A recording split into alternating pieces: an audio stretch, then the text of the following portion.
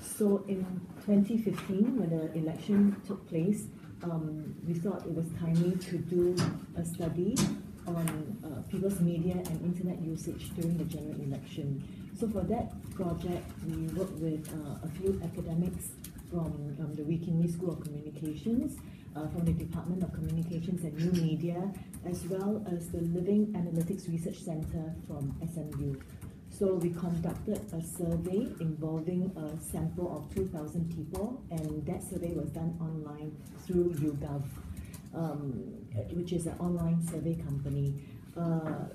What Ying Hui will be presenting today is a study that she did with Tan Hao and another previous research assistant, Andrew Yeo.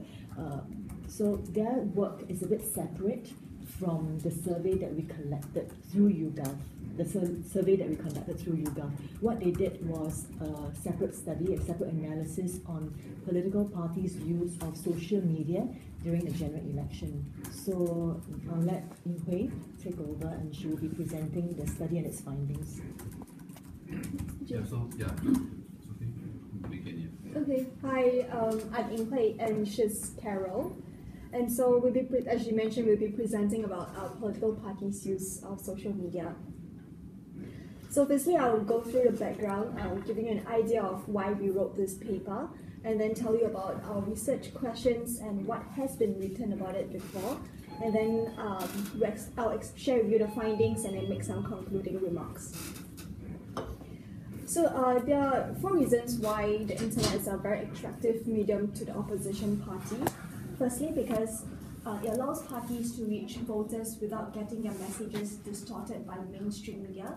Second, the internet has a very low barrier of entry, so putting up a picture on Facebook is much cheaper than, say, printing banners or brochures. And thirdly, Singapore has a high penetration of the internet. 70% of the population owns a Facebook account, which means that messages can reach voters directly wherever they are. And so fourthly, at the same time, if there's any misinformation, parties can immediately respond to these criticisms and address any issues. So those are 4 reasons why the internet is an attractive medium for the opposition party.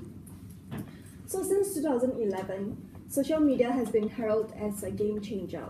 In 2011, I'm sure you guys know, the PAP lost 6 seats and gained only 60.1% of the vote, which is the largest loss they ever had. So analysts were very interested to see in 2015, given that more people and more parties are using social media, will there actually be a change? So I quoted 2 headlines from Channel News Asia and Financial Times, so to show that there was a lot of hype about social media becoming making a difference in terms of votes. So this is the results of general election. On the x-axis is all the parties that contested. On the y-axis is the vote share. So you can see this is vote share in terms of percentage of vote share. So you can see PAP has about 70%, then Workers' Party about 12.5%, SDP about 3.8%, and then RP about 3.5%. So all the blue bars there add up to 100% of votes. So to go through to what has been written about it before. So we wanted to find out, if social media actually allowed the opposition parties, the smaller parties, to gain an advantage and level the playing field for them. Or actually, the internet, actually didn't mirror the balance of power offline. So these were the 2 kind of questions that we had. So to level the playing field is a term we call equalization, or is it normalization, which is the internet actually mirroring the balance of power offline. So the example of equalization effect can be seen during political movements. So users of social movements actually start from a subordinate position and are able to spread information over vast geographical barriers. Social media also has the power to reconfigure power relations and challenge the monopoly control of media in an, for example, authoritarian state. But in 2003, studies showed that functions like streaming videos on websites were actually aimed more at disseminating information, which is a very traditional way of communicating to people. So the websites were functioning more like a one-way bulletin board rather than an unmediated public debate or discussions among parties, supporters, and critics. So the interactivity that the internet boasted about was unfulfilled because virtual reality actually resembled the real world. So this is what we call the normalization effect. And studies show that well-off parties that were very well-off, had websites that were more interactive. And the literature also tells us that it's not just money and size that matters, but incumbency is also relevant. Because multi and internet campaign requires a degree of professionalism, experience, and organization that only those in the office are able to harness. So our methodology is this.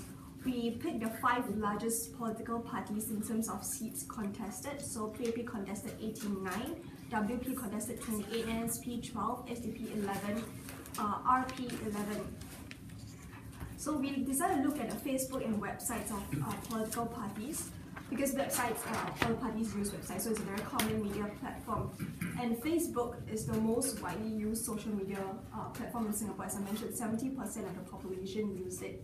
So what we did was we scraped Facebook for data, starting from 2011, the year of the last election, till the polling day of 2015 election. Most of the analysis focused on this time frame. And so for Facebook, what we considered as a good campaign, we look at the number of posts the parties posted, we look at the number of followers, we look at whether the content is original, and we also created a rubric to assess whether parties use Facebook for what it's supposed to be. So to go on our findings, so to recap the research question, so we wanted to find out if the normalization theory works, which means that the incumbent, which is the PAP, also dominated the internet as it did in the real world. So this graph shows the number of posts that each party has posted since 2011, starting with the PAP. So you can see the dominant party did not use Facebook much in 2011 elections. Even for a while after 2011 elections, after they lost, they did not actually use it. In 2011, they said social media is a wild, wild west, which means to say that social media is very uncontrollable. They are not very certain about using it. So they were very active on Facebook only after the Punggol East by-election, where they lost another seat. But when PAP started using it, they were very active and trumped all the other parties. So this is WP's graph in terms of number of posts they posted. So I call them the events party because you see the number of times when they pick, they're all during very specific events like the budget. Next, the SDP. The SDP is surprising because when they went on Facebook in 2011, they were very active, even more active than the PAP. But since then, it has declined. I'm not very surprised that they were very active in 2011 because SDP has always been a very media-savvy party. So in 2011, they were on website, Facebook, YouTube, Twitter, while most parties were not on YouTube. So they had this. So they were actually on more platforms than the other parties. Furthermore, SDP had long had a media blackout. So in 2011, the media had a panel discussion about Singapore politics, and SDP was excluded from that. So to show also that SDP is a very media-savvy party, in this election, SDP was the first party to live stream the announcement of candidates. Next, you see RP. RP doesn't seem to have a very fixed strategy. And when we spoke to one of their members, they said their goal was just to populate the internet.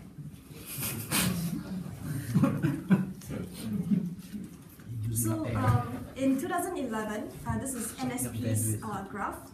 So in 2011, NSP had Nicosia, so they were sort of the dark horse. But ever since then, they had four people who filled the Secretary General post. The last one left in the middle of the election period in 2015, so you can explain why they're not doing very well on Facebook. So this slide just gives, yeah. That one was posting by the organization. Posting by the parties, Facebook postings. Yeah. So this gives a clearer view that PAP increased the number of posts dramatically from 2011, and SDP actually decreased by a lot as well. So this is a slide about the number of followers of the parties. So PAP, dark blue, has 164,000 followers, and WP has 93,000 followers, SDP has 37,000 followers, NSP 12,000, and RP has 56,000. So the y-axis shows the number of followers changed from 2011. So you can see that RP is right at the top because they had a largest change in followers. This is because they had a smaller base to begin with, so the jump was much larger. So what is interesting is that PAP, who posted the most number of posts, also had the most number of followers. So we also wanted to find out if by posting a lot, does it actually lead to more followers? So we did a statistical analysis, and it showed that there's no correlation between both. So posting more doesn't mean that you get more followers. Did you look to see if there were overlapping users between the parties? No. Yeah. So the checking for unique followers was not. No, we didn't check for unique followers. Can you even do that on a Facebook? Yeah, I'm not sure we can do that. I don't.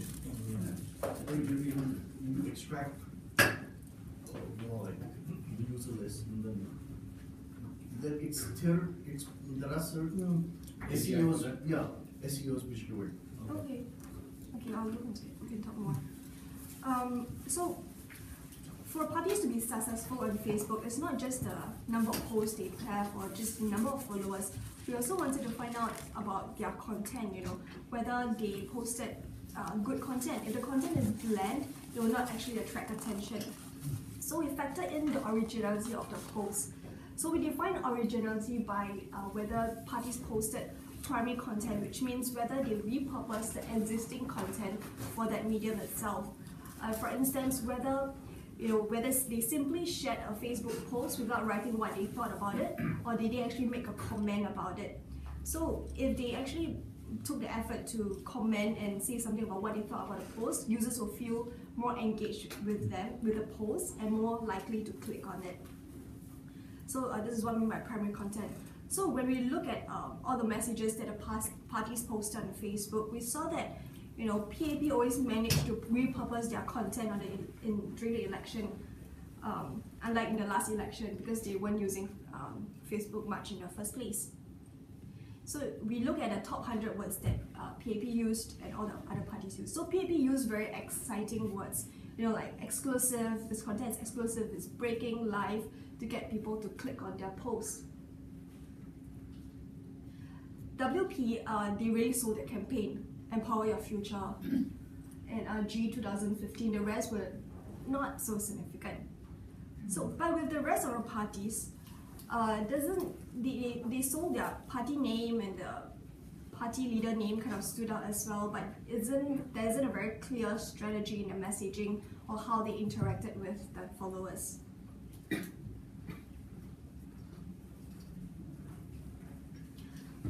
We also composed a rubric based on what we think are important features in Facebook for parties to utilize. So we broke it down into 4 categories. First, page info composed of 7 features. So whether parties actually wrote down the description of their party, when they were founded, whether they provided email addresses and their website addresses on their Facebook. Second category is the types of information. What kind of information were parties posting on Facebook? Was it more photos? Was it more videos? Did they post a lot of status updates, links, or events? Then we look at whether parties' Facebook allowed voters to interact with them. So whether can voters send a message to the party? Can voters comment on a page? Can voters subscribe to their page to get their newsletter? Can parties like their page, or can voters share their page? And finally, mobilization. And look at whether parties told voters to vote for them, to donate, to attend their rallies, and also whether they use hashtags. I think hashtag is interesting because if party use a hashtag, for example, Empower the Future, and their followers use it, by clicking on the hashtag, you can see who are their followers and what are the followers saying about them. So hashtag was an important tool for mobilization. So we found that RP had the highest score in this segment, although all the other parties are not far behind except for NSP. NSP's page lacked basic information that told voters who they are. So on NSP page, there was no description of the party, the year they were founded, and even basic things like contact information. NSP has since updated, but during the election, there was no such information. So taking a closer look at what types of information parties posted. So I think this is an interesting story on what medium is most popular. We found that parties posted mostly photos. This is not surprising because according to Social Breakers, which is a social media analytics firm, they did a survey of 30,000 brands in 2014 and found that photos are the most interactive. This is what would engage people. So the party that actually use a wide range of medium is RP. They use all 5 mediums. So in conclusion, for this segment, our findings for Facebook show that KP was the most active on Facebook. They had the largest following and they were the most original in terms of content. Now we turn our analysis to parties' use of websites. Again, we use a rubric to assess them. The rubric has 6 categories. Party information, so whether the party provided basic information about themselves on the website, whether the party provided election information, whether they tell you something about their candidates, who are running, where they're running, whether parties use the website to mobilize people to attend their rallies, whether websites was a platform for small communities to form. So for example, in 2008 the US presidential election, President Obama used his website MyDO as a social networking platform. So groups like female supporters of Obama could get onto his website and talk to each other. So we wanted to see, if our parties also did something similar. So the 5th category is social media integration. This is whether by going to the website, you can link to their Facebook account, to their Twitter account. And finally, whether the website allowed for interactions, whether you can talk to the party via email or chat with the party. The numbers next to each other means 8 characteristics, is it? Correct. Yeah. So this showed that PAP did the best on the website. The website has geographical localities, so you might be very familiar with this. So you can actually enter your postal code to find out who's running your constituency.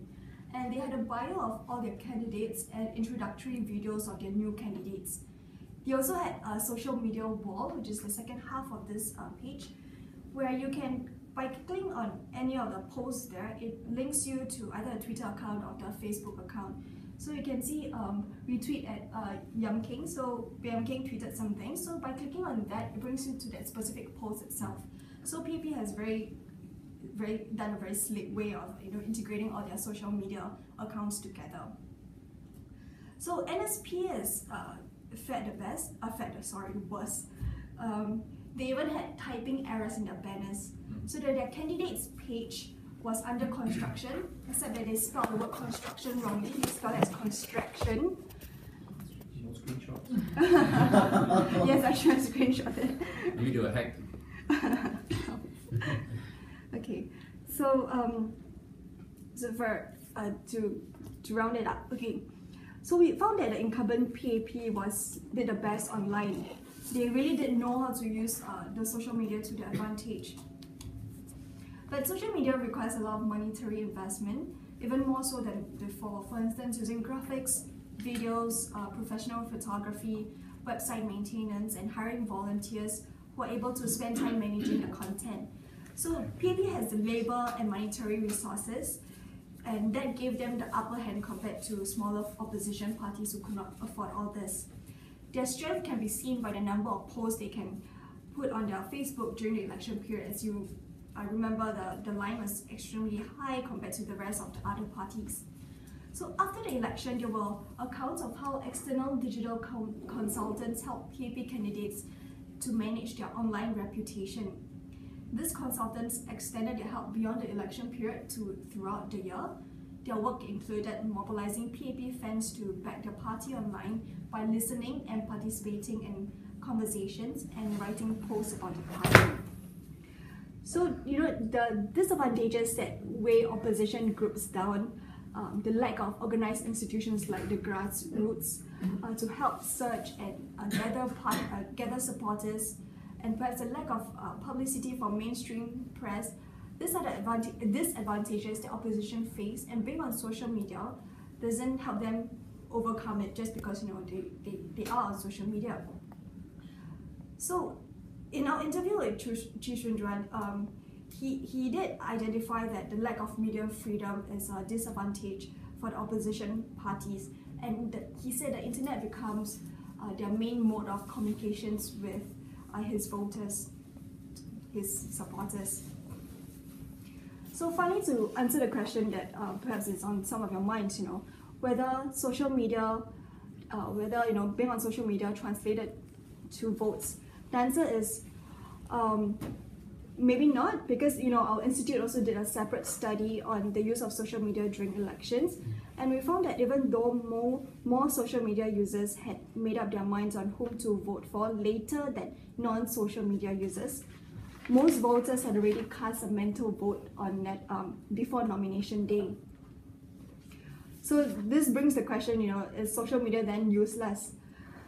I think it's important because for most of the opposition parties, this remains as the only place where they can speak freely about what they want to say, as Chishunjuan has mentioned. And also because being on social media, it helps book a spot on people's minds. So these days, people are always on social media. So if you're not there, people don't remember you come voting day. And also, there's this Chishunjuan effect, right? So he did say that social media has helped change people's perception of him and made it possible for him to counter mainstream reports about him. So these are the advantages of being on social media itself. Yeah, that's all. Thank you.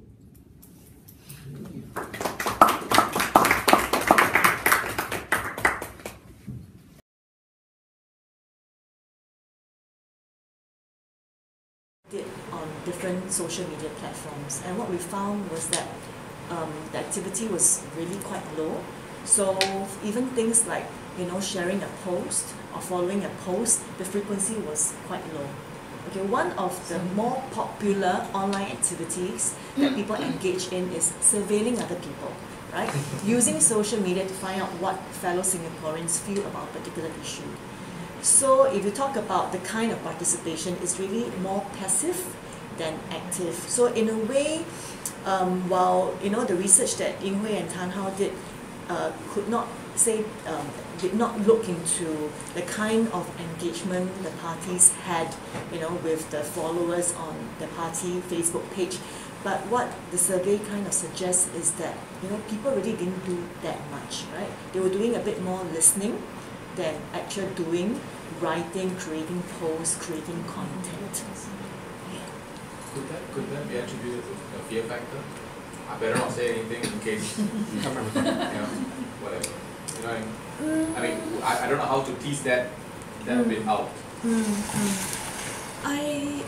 Okay, so I think that's a good question, right? And that's probably one common guess. So based on this particular set of findings, there's no way we can tell for sure. But earlier part of this year, my colleague from the Department of Communications and New Media and we were involved in a survey on online deliberation. So that survey also worked with a sample of 2,000 people and asked similar questions pertaining to social media use and activities. Now this time, instead of asking them the question, did you do this on social media, or rather did you use social media for election related purposes or information, we asked them for general current affairs or general news, and the findings were similar. So this suggests that it may not be event specific, okay, like a political election, like a national election. And it could suggest, okay, that this could be a regular pattern. Yeah, and it is not exactly shocking because when we look at the study done by, studies done by Pew Internet or even by another academic, Lars Wilnet, he looked at people's use of the internet during the last presidential election. It shows similar patterns. When people use internet, they do a bit more. They tend to engage more in activities that demanded less effort and less commitment. You say there are more consumers than producers of information. Well, at least I think our studies suggest so. Even worldwide, it's more reading articles or replying to emails, rather than political engagement. So you mentioned earlier about the older group had TV as a channel. Yeah. Actually, that's interesting because the younger group, you don't have TV at all, or it's not even mentioned. No. That, right? So the top so what three. Does that mean? Yeah. No, it was mentioned, right? So it was top 2 for the youth and top for the non-youth. So really not that much of a difference. Yeah. So when you say mainstream media, you include okay, because I thought you did mention TV for. Yeah. Okay, so in conclusion, the mainstream media sources are still the most trusted for youth and non-youth? Yes. Is it because we are still early days of the demise of mainstream media? How wide a margin do you have between the trust level for mainstream media? We calculated the means, all right, about a difference of, well, we looked at the score of 1 to 5, 1 being least trustworthy, okay, and then 5 being most trustworthy, right? So for each medium, we calculated the mean score. So, for example, TV and their websites enjoyed a mean score of about 3, okay? Social networking sites 2.57, okay? The least trustworthy medium was online discussion forums and portals, which is not really surprising, right? Good choice. The mean score for that medium was 2.32. Oh, also Yeah. close. That's good. Doesn't seem that. So I think it's because we look at the mean score, which is the average, so it's not so stuck. Whereas if we look at median, the scores for 3 and 5, say moderately trustworthy to trustworthy, the percentages were a bit more stuck. So I don't have them with me right now, but they were a bit more stuck. I'm just thinking, you mentioned about Chee Soon-juan saying that the internet has enabled him to create a persona about himself and his party. But on the other hand, I imagine that the PAP, which came out as the most dominant user of digital media, also has a chance to go and comment on what people post on the fora of other parties. So wouldn't that also determine the outcome of the election? I mean, that would be a major, because they can actually do a one-to-one and go and comment on it. I'm sure they employed lots of people to do that. So that might determine the election results in a very direct way. I don't know if you had a chance to qualitatively look at the kinds of comments and sort of, categorize them as in favor of the party or against or neutral. I'm not sure. Yeah, so we didn't directly look at that, but this is slide that. So this is, we look at the videos that went viral during election. So the candidates, so the one that had most view was actually Simmons on 7th of September, where she criticized Chee Soon-juan, and she said Chee Soon-juan was truth pattern more than badminton, So and that was the highest viewed video on Facebook. Okay. It means not quite sure what she's trying to imply. Then the second one is Prime Minister's video as well. That was very highly rated by people. Yeah, highly viewed. And Chee Soon-juan was only 224,000 views. I think the simple answer would probably be because of the the bizarre factor is like 450 views. Yeah. 450,000 views. Right? It's like, really? The person said this, so quick click on it. You know, so how would you discount that kind of Yeah. There's probably both the supporters and the detractors all watch CNN. Yeah. So the more accurate one, you should look at Prime Minister's, which has 400,000 views. Very popular video. So these were only videos that were posted on Facebook, right? And the platform is on Facebook and YouTube. Okay. Yeah. By the official channel, so not by third-party sources, I guess. No, the video that the most highly rated video. It doesn't matter whether it's official or unofficial. So there was two other videos that a lot of people thought were instrumental in what happened with the PAP. One of them was Tharman trying to explain CPF Yeah. to people. I don't know if that was there. Was that the Yeah, that's the general? one. That's Okay, that's But Prime Minister's still the one was still most viewed. got it. And there was another one where he went head to head with Stephen Sapor of the BBC Hard Talk Yeah. at the St. Gallen Forum, Mm. which I vaguely remember had more views than some of it. Oh. Was that covered, or was that maybe not one of the official channels? So That it was didn't get- not during the election But that was years. not during the It was election. not during. Before, right? No, it was So I got a before. lot of viral views of that. Yeah, but then they are looking at the Election just period. the election Yeah. period. Electioneering, obviously. Electioneering is because Yeah, essentially. Yeah, that was before the election. I mean, that was before the call of election. Right? I do remember. Before No, the I think it was Significantly before the election. yes, it was That made first a half, big within the boost. first half of last year. Mm. Yes.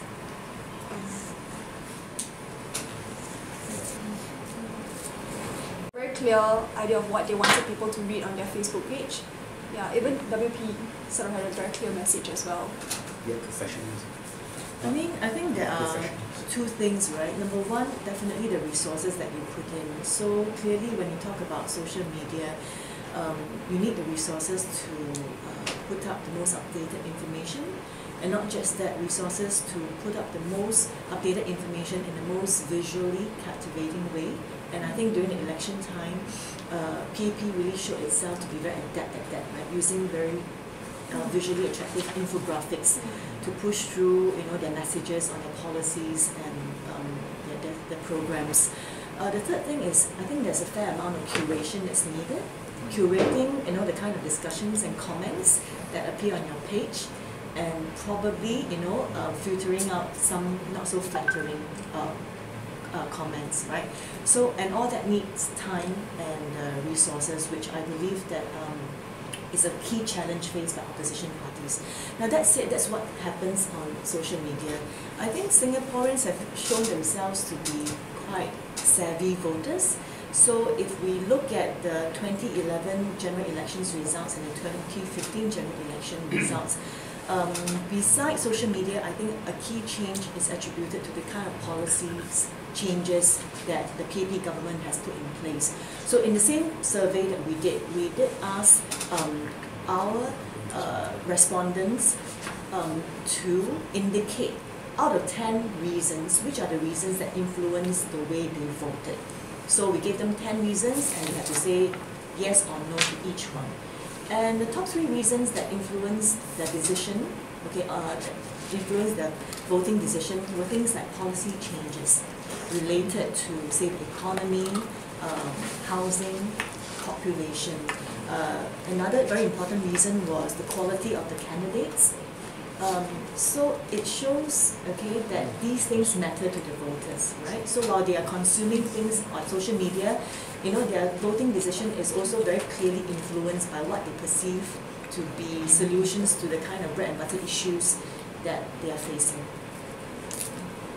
And I think the parties also understand that policy issues is very important. So when we spoke to BD Low, who is the media manager from RP, she emphasized that RP is a policy-based party, and they really wanted to flesh out the statistics in the manifesto, but they didn't have time. And she also mentioned something interesting, that she said the mainstream media is used to very savvy press releases from PAP. So when they give out some of their statistics or manifesto, it just pales in comparison compared to PAP. And so she emphasized how social media is important because there are no restrictions on social media for them. So even though it looks bleak, but to the opposition, this seems like this is the only platform they have to them. Yeah. So given the gamification and, like you talked about demographics, that more of the younger people were using social media, which is a global statistic. Now, let's say if the election were held in now, 1 year later, rather than last year, do you think, for example, there could be a Pokemon Go effect, for instance? I thought you would say that. Pokemon Go. At the rally side, there's a Pokemon Go, so everybody will Pikachu there. Yeah, we're paying for the lures. Because they have the money to pay. Oh. Foreigner taking by politics. Probably arrest them. No, they can buy the stuff and put it Give him citizenship. Well, Make him PR. I think there's a line to be drawn, say, between gimmicks and what really works, right? So if we look at the last election, Dr. Chi did launch quite a few seemingly impactful YouTube videos, right? I mean, there is a video of him and his family. There's a video of him singing a song in Hokkien, and those garnered a fair bit of traction. But did they necessarily translated into votes? Apparently not, right? So I think really what still matters at the end of the day is what voters feel, okay, deliverable policies, and which is the party that can deliver those to them.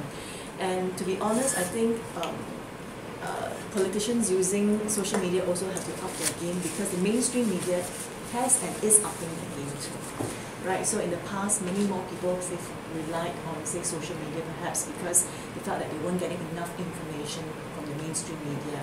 But if you look at the media coverage during the last election, they were trying almost, we almost saw like 50-50% kind of coverage, right? If you had someone, if there's a page on a PAP candidate in, say, our Aljunied GRC, on the other page is a page on, say, the opposition candidate who's contesting in the same GRC. So we saw that in the mainstream media, and clearly I think that's competition. I mean, social media does not exist in a vacuum, right? It is also surrounded and it faces competition from other kind of media outlets too. So on the note, please join me to thank our two speakers. Thank you. Thank you.